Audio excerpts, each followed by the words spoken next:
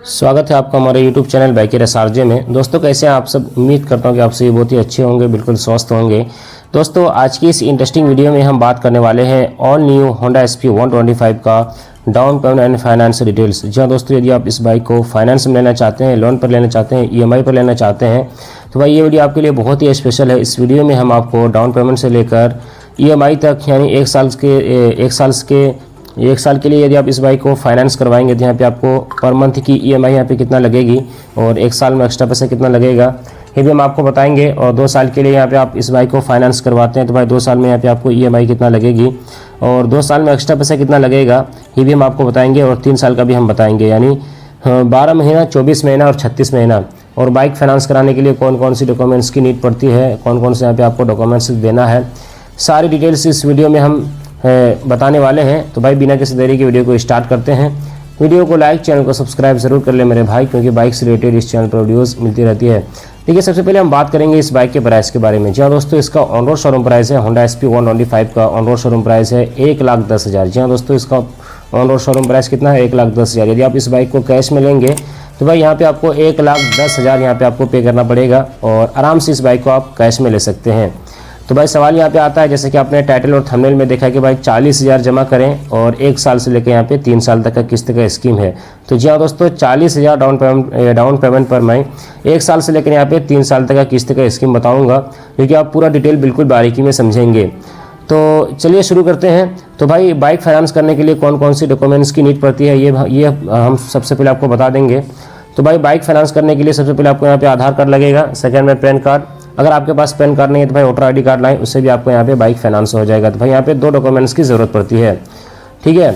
और थर्ड में यहाँ पे आपको 6 मंथ की बैंक पासबुक लगेगी, जो कि आपका खाता खुला हुआ होना चाहिए। अगर आपका खाता खुला हुआ नहीं है तो आराम से आप खाता खुलवा लें, या फिर शोरूम वाले आपको यहाँ पे खाता खुलवा देंगे। तो भाई 2 डॉक्यूमेंट्स की यहाँ पे ज़रूरत पड़ती है, याद रखिएगा। तो शुरुआत करते हैं सबसे पहले 1 साल के लिए। तो जैसा कि दोस्तों बाइक का प्राइस है यहाँ पे कितना, ये सारा डॉक्यूमेंट्स आपने ले आया। और जिस बंदे के नाम से बाइक फाइनेंस होगा उसका एज 18+ होना चाहिए। जी हाँ दोस्तों, 18+ एज उसका होना चाहिए। तो भाई 1 साल के लिए यहाँ पे समझेंगे सबसे पहले। जैसा कि दोस्तों बाइक का प्राइस है कितना, बाइक का प्राइस है 1,10,000। आपने यहाँ पे जमा किया कितना, 40,000। अब भाई 1,10,000 में 40,000 को माइनस कर देंगे तो कितना पैसा बच जाएगा, 70,000। जी हाँ दोस्तों, अब 70,000 का यहाँ पे डाउन पेमेंट यानी 70,000 का यहाँ पे लोन होगा, फाइनेंस होगा, ठीक है। तो देखिए कोई भी कंपनी हमको फाइनेंस करके देती है, चाहे वो प्राइवेट कंपनी हो या फिर गवर्नमेंट कंपनी हो, वो हमसे लेती है भाई प्रोसेसिंग चार्ज। अब प्रोसेसिंग चार्ज क्या है, एक तरह से आप सर्विस चार्ज मान लीजिए। तो भाई प्रोसेसिंग चार्ज यहाँ पे कितना लेगी, तो भाई यहाँ पे मिनिमम में कम से कम में प्रोसेसिंग चार्ज कंपनी यहाँ पे 2,000 लेगी। जी हाँ दोस्तों, 2,000 कंपनी यहाँ पे प्रोसेसिंग चार्ज लेगी। तो भाई 70,000 में 2,000 प्लस कर देंगे तो भाई कितना पैसा टोटल हो जाएगा, 72,000। जी हाँ दोस्तों, 72,000 यहाँ पे टोटल पैसा हो जाएगा। अब दोस्तों यहाँ पे 72,000 का रेट ऑफ इंटरेस्ट निकालना है। जहाँ तक दोस्तों रेट ऑफ इंटरेस्ट की अगर बात की जाए तो भाई अभी फ़िलहाल हमने ऐसा देखा है 7-8% से लेकर 14-15% तक कंपनी रेट ऑफ इंटरेस्ट लेती है। लेकिन भाई यहाँ पे अभी फ़िलहाल रेट ऑफ इंटरेस्ट 10% चल रहा है। जी हाँ दोस्तों, 10% रेट ऑफ इंटरेस्ट चल रहा है, ठीक है। तो भाई यहाँ पे 72,000 का 10% में रेट ऑफ इंटरेस्ट निकालेंगे 1 साल के लिए। तो भाई यहाँ पे 1 साल के लिए रेट ऑफ इंटरेस्ट निकल के आएगा कितना, 7,200। जी हाँ दोस्तों, कितना निकल के आएगा, 7,200। अब भाई 7,200 को हम लोग प्लस कर देंगे कितना से, 72,000 से। तो भाई टोटल पैसा हो जाएगा कितना, 79,200। जी हाँ दोस्तों, टोटल पैसा कितना हो जाएगा, 79,200। अब भाई 79,200 को हम लोग डिवाइड करेंगे कितना से, 1 साल से। और 1 साल में कितने महीने होते हैं, 12 महीने होते हैं। और हम लोगों ने 1 साल का रेट ऑफ इंटरेस्ट यहाँ पे निकाला है। तो चलिए 79,200 को 12 से डिवाइड करते हैं। तो फाइनली दोस्तों यहाँ पे 79,200 को 12 से डिवाइड करने के बाद जो पर मंथ की जो EMI यहाँ पे निकल के आया है 6,600। जी हाँ दोस्तों, 6,600 यहाँ पे पर मंथ की EMI यहाँ पे निकल के आया है 1 साल वाला में। यानी 1 साल के लिए यदि आप 40,000 जमा करके इस बाइक को लेते हैं तो 6,600 यहाँ पे पर मंथ की EMI यहाँ पे निकल के आएगा, ठीक है। और 1 साल में एक्स्ट्रा पैसा कितना लगेगा, जैसे कि मैंने आपसे शुरू में वादा किया था कि भाई 1 साल में एक्स्ट्रा पैसा कितना लगेगा वो भी हम आपको बताएंगे। तो भाई देखिए 7,200 तो भाई रेट ऑफ इंटरेस्ट लग गया और 2,000 प्रोसेसिंग चार्ज। तो भाई 7 और 2 हो जाता है, 7 और 2 कितना हो जाता है, 9,200 यहाँ पे आपको 1 साल में एक्स्ट्रा पैसा लग रहा है। कितना लग रहा है, सिर्फ और सिर्फ 9,200 1 साल में यहाँ पे आपको एक्स्ट्रा पैसा लग रहा है, ठीक है। चलिए मेरे भाई अब 2 साल का समझ लेते हैं। तो जैसा कि दोस्तों बाइक का प्राइस है कितना, 1,10,000 और आपने यहाँ पे कितना जमा किया, 40,000। सेम प्रोसेस है, ठीक है, समझिएगा, यही चीज़ समझने की ज़रूरत है। जो आप लोग कमेंट करके पूछते हैं कि भाई इतना जमा करेंगे तो भाई इतना कितना EMI लगेगा, अगर आप इस वीडियो को सही से देखेंगे और बिल्कुल बारीकी से मेरी बातों को सुनेंगे तो ज़रूर आप समझ जाएंगे मेरे भाई, ठीक है।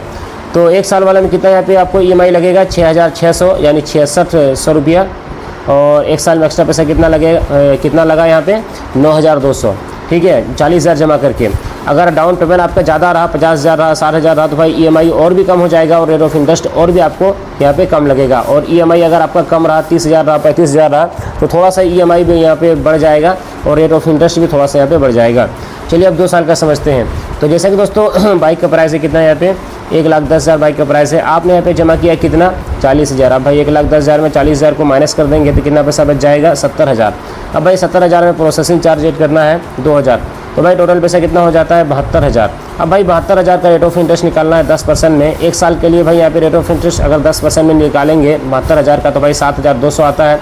चलिए हम लोग 2 साल का निकालते हैं, तो भाई यहाँ पे 2 साल का रेट ऑफ इंटरेस्ट कितना निकल के आता है 14,400। जी हाँ दोस्तों, क्योंकि हम लोग 2 साल का down payment and finance detail समझ रहे हैं, तो भाई 14,400 यहाँ पे 2 साल का रेट ऑफ इंटरेस्ट निकल के आया है। तो भाई 14,400 को हम लोग प्लस कर देंगे कितना से 72,000 से।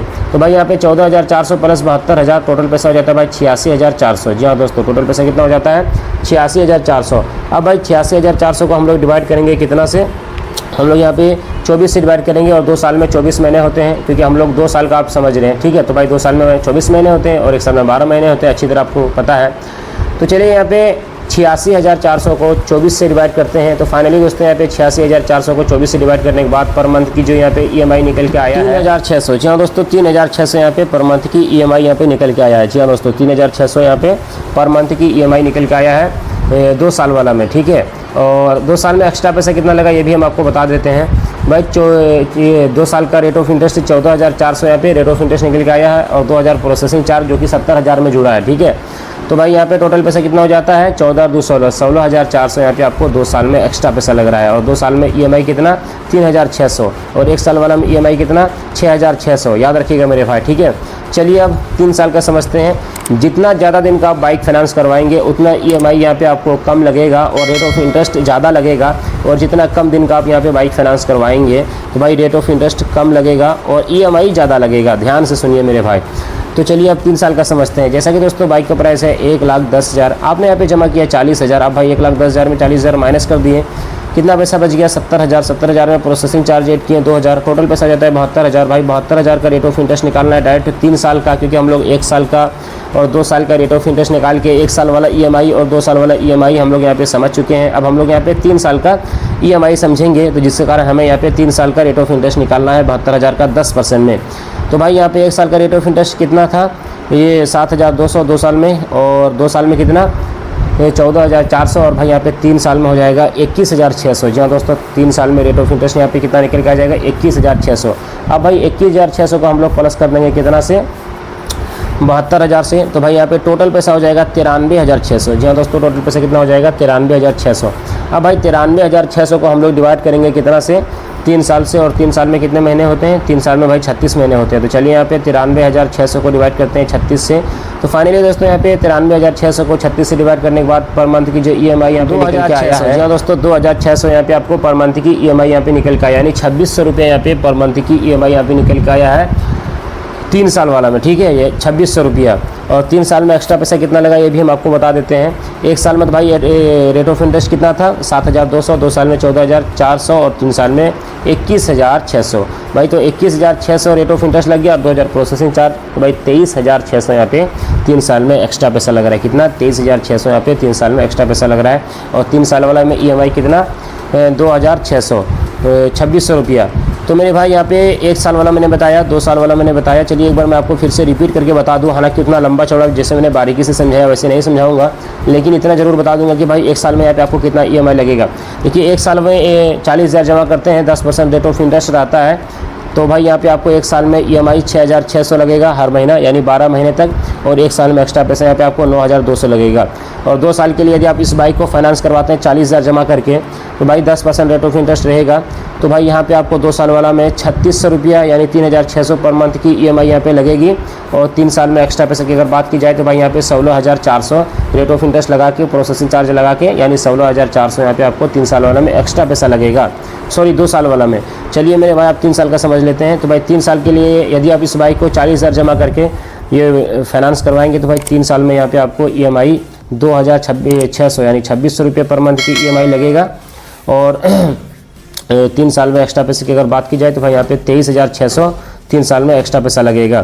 तो भाई यहाँ पे मैंने आपको 1 साल वाला बताया, 2 साल वाला बताया और 3 साल वाला बताया। हालांकि डाउन पेमेंट आप थोड़ा सा ऊंच नीच करेंगे, ऊपर नीचे करेंगे तो उस हिसाब से भी यहाँ पे आपको EMI बनेगा। सारा खेल है दोस्तों डाउन पेमेंट और सिविल स्कोर पर। अगर आप चाहते हैं कि 50,000 60,000 हम जमा करके इस बाइक को फाइनेंस करवाएंगे तो उसमें यह है कि और भी आपको EMI कम लगेगा, ठीक है, और रेट ऑफ इंटरेस्ट ज़्यादा लगेगा। तो ये थी दोस्तों आज की इस वीडियो में मैंने आपको पूरा समझाया है होंडा SP 125 का down payment and finance details. अगर आपके मन में कोई सवाल है, आप कुछ पूछना चाहते हैं और अदर बाइक से रिलेटेड बाइक फाइनेंस डिटेल समझना चाहते हैं, कोई और बाइक का आप फाइनेंस डिटेल समझना चाहते हैं तो भाई नीचे कमेंट बॉक्स में कमेंट करके ज़रूर बताइए। मिलते हैं अगली वीडियो में। Subscribe for more. Thanks for watching. बहुत बहुत धन्यवाद।